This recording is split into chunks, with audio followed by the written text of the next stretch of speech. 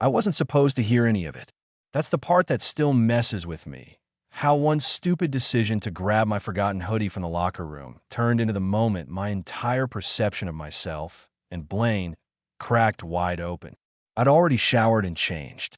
The gym was mostly empty, that quiet post-evening lull where the air smells like disinfectant and damp towels.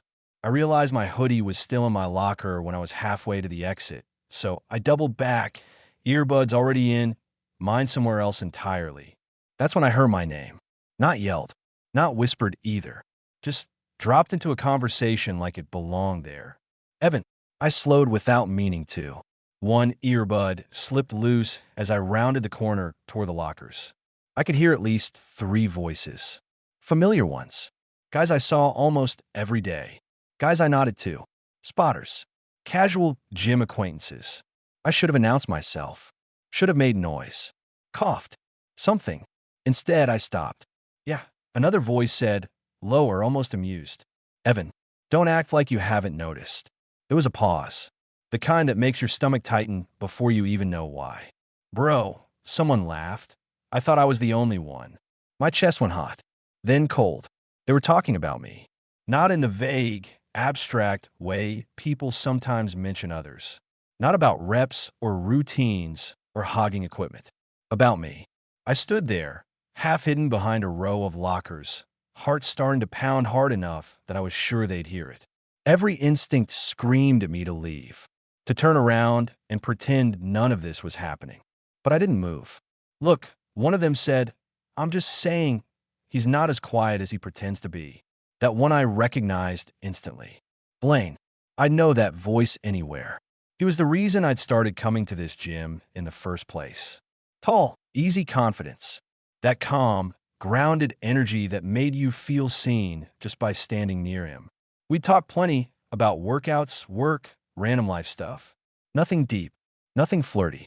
At least not that I thought. My brain scrambled, replaying every interaction we'd ever had. Every smile, every lingering look I'd brushed off as friendliness. Another guy snorted. Man, you're reading into it. No, Blaine said, firmer now. I'm really not. There was a shuffling sound, lockers opening, bags moving. I pressed myself a little closer to the metal, my pulse loud in my ears. What? You saying Evan's into you? Someone asked. Blaine didn't answer right away. That silence stretched, thin and sharp. I'm saying, he finally said, slower, that if he was, I wouldn't hate it. The world tilted. For a second, I genuinely thought I might pass out. My hands went clammy. My mouth felt dry, like I'd been holding my breath underwater. Someone laughed, disbelieving. No way. I'm serious, Blaine replied. You ever catch the way he looks at you? Like he's deciding something. I swallowed hard, because that was exactly how I felt every time I looked at him. Another voice chimed in, quieter now. Honestly, I thought he was out already. That hit me harder than anything else. Out. I'd spent years carefully managing how visible I was. Not hiding, exactly, but not advertising either. I told myself it was nobody's business, that I was private, that I didn't owe anyone clarity. But standing there, listening to strangers dissect me, like I was a puzzle they'd already mostly solved, I realized something uncomfortable. They saw me very differently than I saw myself. And Blaine, someone added, teasing now, you're one to talk. You stare at him like he's your next PR. Blaine laughed under his breath. Shut up. But he didn't deny it. My locker was 10 feet away. I could picture it perfectly. The dent near the bottom. The squeaky hinge. All I had to do was step forward, make my presence known, and this whole thing would implode into awkward apologies and forced laughs. Instead, I stayed frozen. Because a part of me, the part I'd kept quiet for a long time, was listening very carefully. And it was realizing that the version of Evan these guys were talking about might be closer to the truth than I'd ever admitted. I don't remember how long I stood there after that. Long enough for my legs to start aching. Long enough for the conversation to drift into something else. Weekend plans, a joke about leg day, the sound of lockers slamming shut one by one. Eventually, footsteps moved toward the exit, laughter fading, voices overlapping. I stayed put until the locker room was empty again. Only then did I move. My hoodie was exactly where I'd left it. I grabbed it with hands that didn't quite feel like mine and stuffed it into my bag. The mirror above the sinks caught my reflection as I passed, and I barely recognized the guy staring back. My face was flushed. I was a little too bright, like I'd just been caught doing something I wasn't supposed to be doing. I drove home in a fog. The radio played, but I couldn't tell you a single song. Every red light felt too long. Every green one came too fast. My mind replayed the conversation on a loop, each sentence hitting differently every time. If he was, I wouldn't hate it. I lay on my bed, fully dressed when I got home, staring at the ceiling like it might offer answers. I wasn't naive. I knew I wasn't invisible. I knew people clock things. Looks, energy, the way you exist in a room. But hearing it out loud, hearing Blaine say it so casually, so confidently, it cracked something open. Because I had noticed him too, from the start. The way he never checked his phone mid-conversation. How he always remembered what I'd said the week before.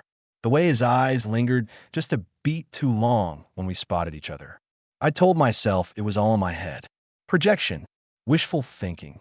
Turns out, maybe not. I didn't sleep much that night. The next morning, my phone buzzed while I was making coffee. Blaine's name lit up my screen.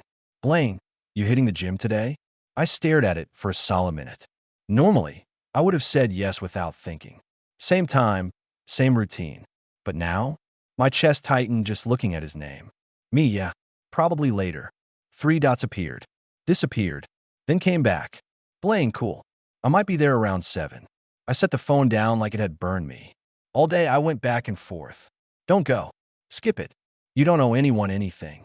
But the other voice, the louder one, kept asking what would happen if I did. By 6:45, I was tying my shoes.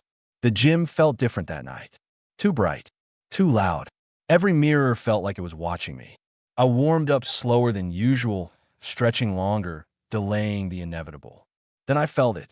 That familiar awareness. Like someone had stepped into my orbit. I looked up, and there he was. Blaine caught my eye immediately, like he always did. But this time, he didn't just nod or wave. He smiled. Real smile. Soft, almost nervous. Hey, he said, coming over. Hey, I replied, hoping my voice sounded normal. We stood there for a second, the space between us suddenly charged in a way it hadn't been before. Or maybe it always had, and I'd just been ignoring it. You good? He asked. I almost laughed. The question felt loaded now. Yeah, I said. You? He shrugged, glancing away briefly, then back. Yeah, just thinking. There it was. The unspoken thing hanging between us. The conversation neither of us was directly referencing, but both of us were very aware of. We started our workouts parallel, but not together. Same area, same pace. Every so often, I'd feel his eyes on me, and every time I looked up, he didn't look away. At one point, we ended up sharing a bench, close enough that our arms brushed when we reached for dumbbells. Neither of us apologized. Neither of us moved. After a while, Blaine exhaled and said quietly, Hey, you want to grab a shake after this? I knew what he was really asking. Yeah, I said. E-do. We sat in the corner of the gym cafe, plastic cups sweating onto the table. The noise around us faded into background hum. Blaine rested his forearms on the table, fingers loosely interlaced, posture open. I'm going to say something, he said, eyes fixed on his cup. And you can shut it down if I'm wrong. My heart thudded. Okay. He looked up then, really looked at me. I feel like I misread you for a while. Or maybe I didn't. But I wanted to be honest. There was a kindness in his voice that made my throat tighten. I overheard something last night. I said before I could stop myself. His eyebrows lifted slightly. Yeah, in the locker room. Understanding clicked instantly. I watched it happen on his face, the surprise, then something like relief. Oh, he said softly. I nodded. Yeah. We sat there, the truth finally out in the open, neither of us rushing to fill the silence. Finally, Blaine smiled, small, genuine. Guess that saves me from saying it the awkward way. I laughed under my breath, tension easing just a little. Guess so. He leaned back, studying me. So, am I way off? I met his gaze, steady now. Honest. No, I said. You're not. Something shifted then. Not dramatic. Not explosive, just right, like a door opening that had been unlocked the whole time. And for the first time, I realized something else too. They hadn't been wrong about me. They just seen what I was still learning how to admit. Walking out of the gym with Blaine felt surreal. Nothing dramatic had happened. No big confession. No labels slapped onto anything. But the air between us was different now. Lighter, warmer, charged in a way that made every step feel deliberate. We stood by our cars for a moment, neither of us in a hurry to leave. So, Blaine said, rocking back on his heels, "You heading home?" "Yeah," I replied. "You?" "Same." Another pause. This one wasn't awkward. It felt intentional, like we were both waiting to see who would cross the line first. Blaine rubbed the back of his neck. "You want to walk tomorrow?" "Outside the gym, I mean. Coffee or something." I smiled. "I'd like that." His grin widened, relief flashing across his face before he could hide it. "Cool. I'll text you." That night, I replayed everything again, but this time, instead of spiraling, I felt calm, grounded, like something had finally settled into place. The next morning, his text came right on time. "Blaine, 10 a.m. work for you? There's a place by the river." We met outside a small cafe that smelled like roasted beans and fresh bread. Blaine was already there when I arrived, sunglasses perched on his head, hands shoved into his jacket pockets like he didn't quite know what to do with them. "Hey," he said, softer than usual. "Hey." We grabbed our drinks and started walking, the river glinting beside us. At first, we stuck to safe topics: work, workouts, stupid gym etiquette. But the closer we got to the water, the quieter it felt, like the world was giving us space. Blaine slowed his pace. "Can I ask you something?" "Yeah." "Did it bother you?" he asked. "What you overheard?" I thought about it.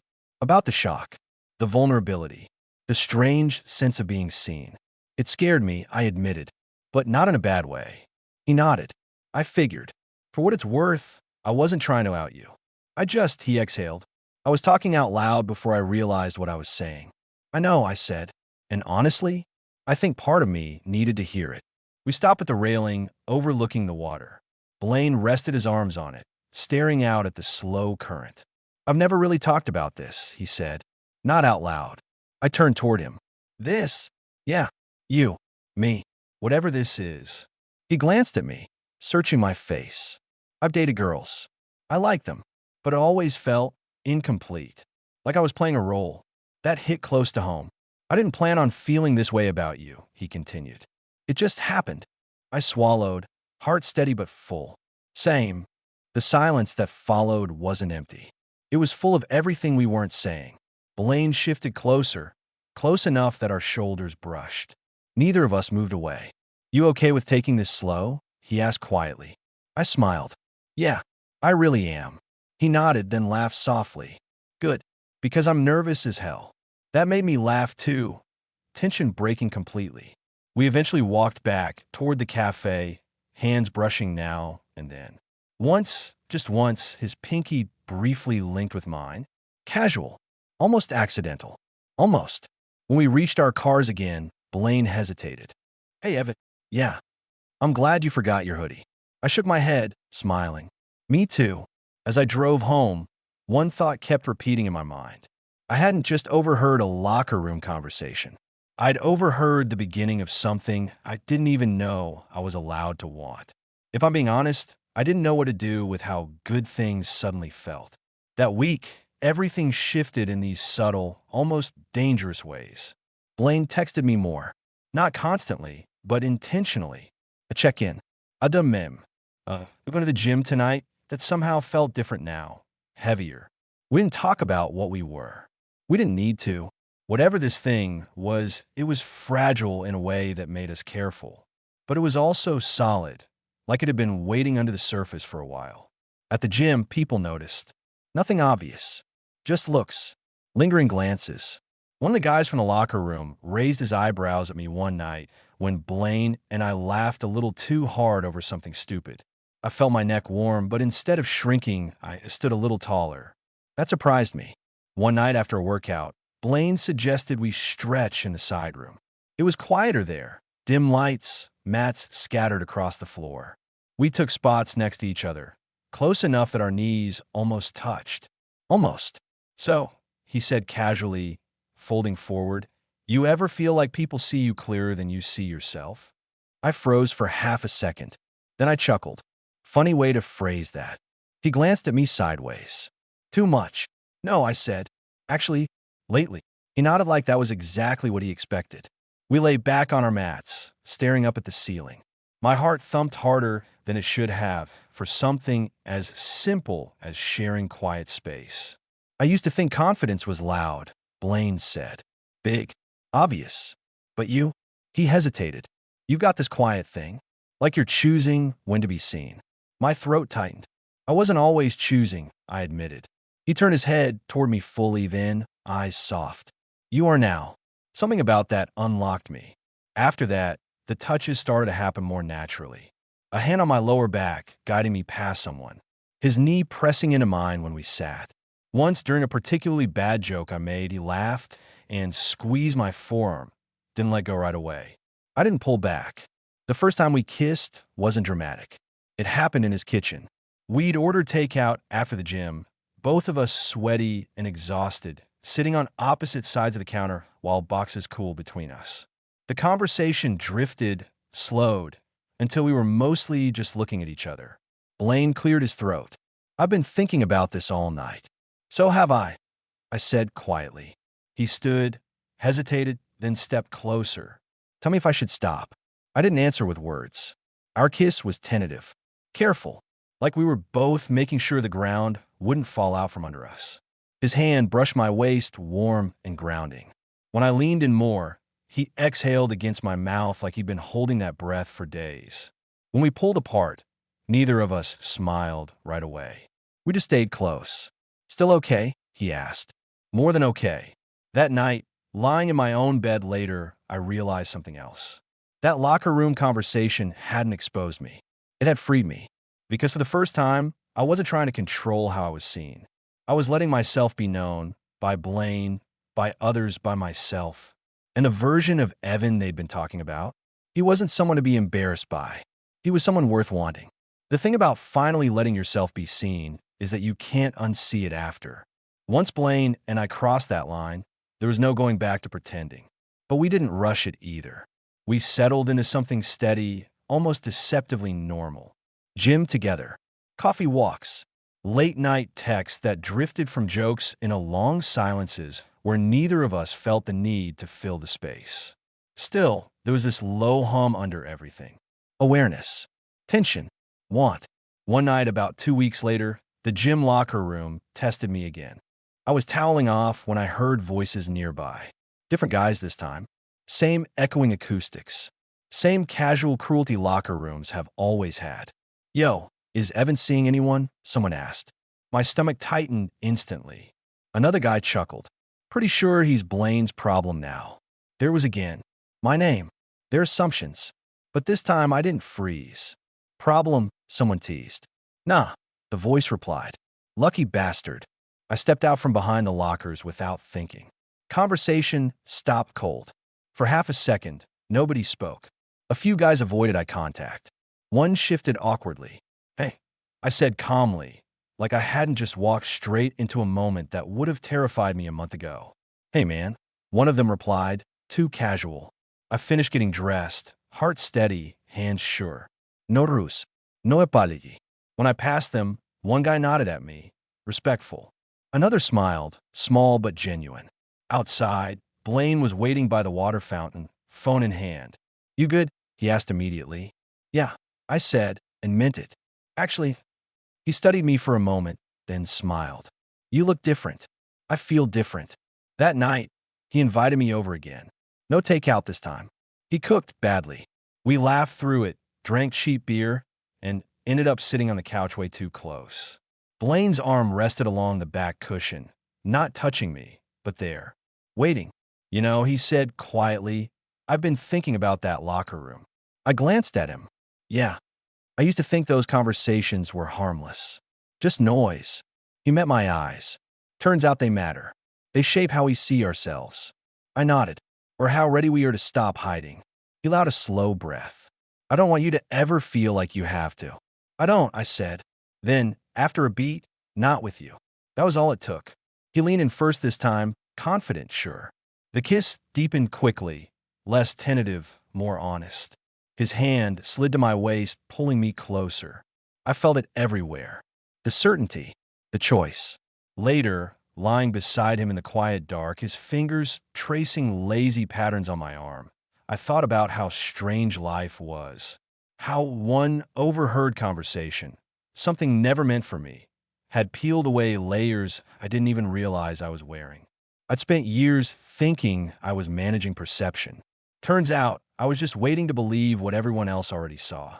And now, I finally did. The first time Blaine introduced me as his, it caught me off guard. Not because I didn't want it, but because of how casually he said it, like it was the most natural thing in the world. We were at a small get-together at a friend's place. Nothing wild. A few people from the gym, a couple co-workers of his. I almost didn't go. Old instincts still whispered that it was easier to stay undefined, unexamined. But Blaine squeezed my hand before we walked in and said, "Stick with me." "I've got you," I replied. Inside, music hummed low, conversations overlapping. Someone handed me a drink. Someone else clapped Blaine on the shoulder. "Didn't know you were bringing someone," the guy said. Blaine didn't hesitate. "Yeah, this is Evan, my boyfriend." Boyfriend. The word landed soft and solid all at once. I felt it in my chest before I felt it in my head. Not panic, not fear, just right. "Nice to meet you," the guy said, offering his hand. "Nice to meet you," I replied, voice steady. That was it. No record scratch, no dramatic reaction, just another introduction in a room full of them. Later, while Blaine was grabbing us more drinks, I caught my reflection in the bathroom mirror again. Same guy, same face. But the tension I'd lived with for years, this constant background noise, was gone. I looked relaxed. That night, back at Blaine's place, I finally asked the question that had been hovering for a while. "Can I ask you something kind of personal?" He shifted on the couch, turning toward me fully. "Always. When did you know?" I asked. "About me. I mean, before everything." He smiled faintly. "Honestly? Before I wanted to." I raised an eyebrow. I caught myself noticing stupid things, he admitted. How you listen. How you never interrupt. The way you look at people when you think they're not watching. He shook his head. It scared me. "Why?" "Because it felt real," he said simply. That word again. Real. "I think I heard the locker room conversation because I was ready to," I said quietly. If it had happened a year earlier, I probably would have shut down. Blaine reached for my hand. "Timing matters." I squeezed back. "Yeah, it does." A few days later, we ran into one of the guys from that original locker room conversation. He hesitated when he saw us together, then smirked. "Told you," he said to Blaine, then looked at me. "You good, man?" I nodded. "I am." And I meant it in a way that surprised even me. Because the truth was, I didn't just realize they talked about me differently than I thought. I realized I thought about myself differently too. I wasn't the quiet guy on the edge of things anymore. I wasn't someone other people defined while I stayed silent. I was wanted. I was chosen. I was seen. And this time, I didn't look away. A few months after all of it started, the locker room, the looks, the quiet realizations, I found myself back in the same place where everything had shifted. Same gym, same lockers, same faint hum of fluorescent lights. Different Evan. I was tying my shoes when I caught snippets of conversation nearby. Not about me this time, about some new guy, speculation, curiosity. The same cycle, repeating itself. It didn't bother me. If anything, it made me smile a little. Blaine leaned against the locker next to mine, scrolling on his phone. Comfortable. Easy. Like we'd always belonged in the same space. "You ready?" he asked. "Yeah," I said, standing. "Hey, remember when I told you I overheard you talking about me?" He chuckled. "Hard to forget. I think about that sometimes," I admitted. How weird it is that hearing other people's version of me changed my life more than anything I'd ever said myself. Blaine slipped his hand into mine, casual but sure. "Maybe you just needed proof you weren't imagining things." Maybe that was it. We walked out together, past the front desk, past the mirrors, past the version of myself who used to leave quietly and alone. Outside, the evening air was cool, grounding. "You know," Blaine said as we reached the car, "people still talk." "I know," I replied. "You okay with that?" I thought back to the guy I'd been, the one who'd frozen behind lockers, afraid of being named, afraid of being seen without permission. I said, because now I get to decide what it means. He smiled at that. The same smile that had undone me the first time I noticed it. That overheard conversation hadn't defined me. It hadn't exposed me. It hadn't taken anything away. It had reflected something back to me that I was finally brave enough to accept. I wasn't misunderstood. I was just becoming myself, out loud, in real time, with someone who saw me clearly and stayed. And this time, when my name came up, I didn't hide. I walked forward.